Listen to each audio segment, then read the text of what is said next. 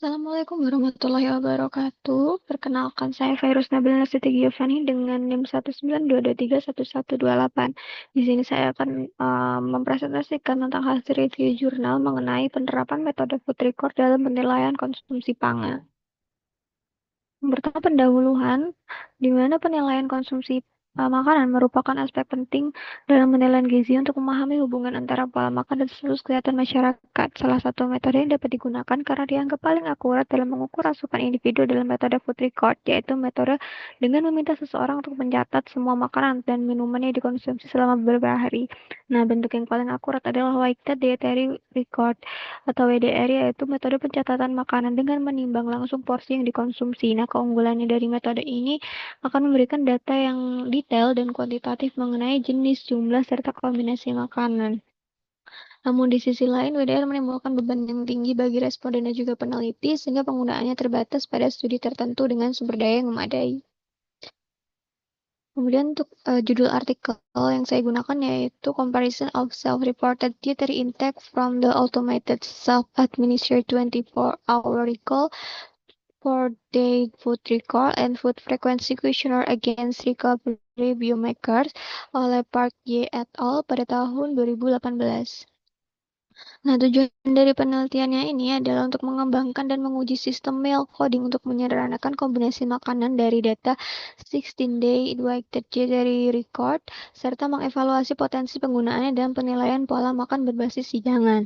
Untuk metode penelitian menggunakan studi validasi dalam Interactive Diet and Activity Tracking in AARP. Populasinya yang digunakan adalah 1.110 orang dewasa, di mana berisi 530 pria dan 545 wanita dengan usia 50-74 tahun dalam kondisi sehat yang berasal dari Amerika Serikat. Untuk instrumen diet yang diuji yaitu Automated Self-Administration 24-Hour Recall, di mana responden mengisi 6 kali 24-Hour Recall berbasis komputer. Kemudian for the Food Record, di mana responden menulis catatan makanan selama 4 hari yang dilakukan selama 2 kali. Dan FFQ, di mana responden mengisi 2 kali kuesioner frekuensi makanan. Untuk analisis datanya, hasil catatan dari food record dibandingkan dengan untuk energi dengan doubly label water, untuk protein, natrium, dan juga kalium oleh urin dalam 24 jam. Untuk analisis dilihat dari perbedaan rata-rata apakah underreport atau overreport dan juga korelasi dengan biomarker. Nah, seberapa error bisa mempengaruhi hubungan diet penyakit. Hasil dari penelitiannya untuk underreport energi sebesar 18-21%, artinya peserta rata-rata melaporkan energi lebih rendah daripada nilai biomarker. Untuk protein dan natrium density cukup akurat mendekati hasil biomarker. Untuk kalium masih ada bias tetapi tidak sebesar pada FFQ.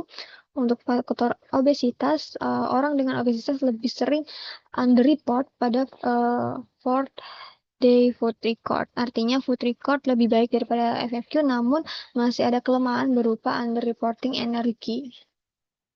Untuk kesimpulannya dari penelitian ini menunjukkan bahwa food record merupakan metode yang cukup valid, lebih baik daripada FFQ meski tidak sebaik biomarker. Nah, metode ini bisa digunakan dan diandalkan dalam penelitian gizi untuk melihat hubungan antara asupan zat gizi dengan resiko penyakit.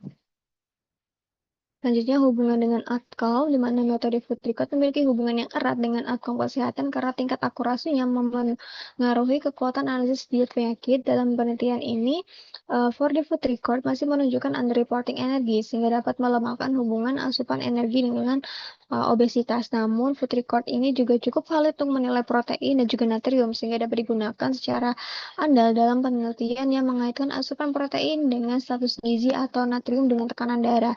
Ya, dengan demikian, food record lebih mampu menggambarkan hubungan diet dengan outcome kesehatan dibandingkan dengan FFQ, meskipun tetap tidak seakurat menggunakan biomarker. Berikut adalah referensi yang saya gunakan. Sekian dari saya, kurang lebihnya saya mohon maaf. Wassalamualaikum warahmatullahi wabarakatuh.